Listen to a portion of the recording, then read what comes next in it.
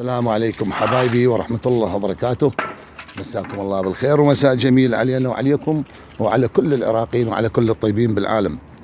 اخوانك وفد ملاحظة جدا جدا مهمة، ملاحظة الغاية منها اعلام الناس وعلى مود يكونون بالصورة، انه هاي الملاحظة دائما من يصب رفط او شريطي للاساس ياخذ بنظر الاعتبار هاي الملاحظة.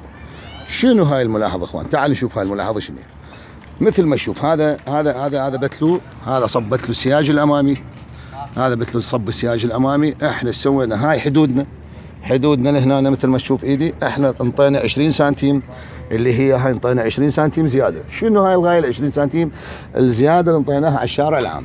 الغايه شنو منها؟ الغايه منها على مود انه باكر عقبه ان الحداد يقعد الباب مال السياج، يقعد باب السياج من هناك. السلايت مالتنا يعني اكثر البيوت حقيقه اشوفها يعني انه دائما يلحق الصبه مستقبلا ورا ما ينجز البيت يجي يبني له سافيه 3 بلوك او طابوقات او صبه، فتكون دائما هاي الصبه معزوله عن الصبه الام، ماكو ربط بيناتهم، واقل رطوبه، اقل نضوح، اقل سقي للحديقه الخارجيه العشاره، يؤدي الى انهيار هاي الصبه وانهيار وتلف الباب الرئيسي. فيا اخوان شوف، احنا طلعنا قلت لك هاي 20 سنتيم او 17 سنتيم او 18 كافي جدا، لانه تقعد الباب. انت شوف هسه اصور لك باستقامه يعني، شوف انه ذيك ذاك التسليح مال الدنقه الاخيره طالع عن الدنقه هاي الاماميه اللي عليها بحدود ال 20 سنتيم. خل اقرب الكاميرا عليك على مود تشوف. عزيزي المشاهد، عزيزي المشترك في القناه، تشوف علي بابا علي شويه والله سيدنا بلا زعمه، هيك شويه رجله.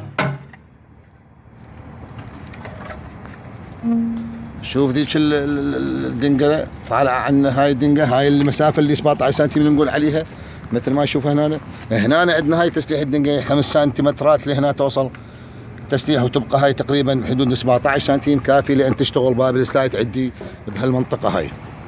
ايش عندكم ملاحظات؟ ايش عندكم استفسارات؟ ايش عندكم عمل؟ ايش عندكم امور مستعصيه بالعمل؟ احنا بخدمتكم وتأمرونا امر وما يكون خاطركم الا طيب.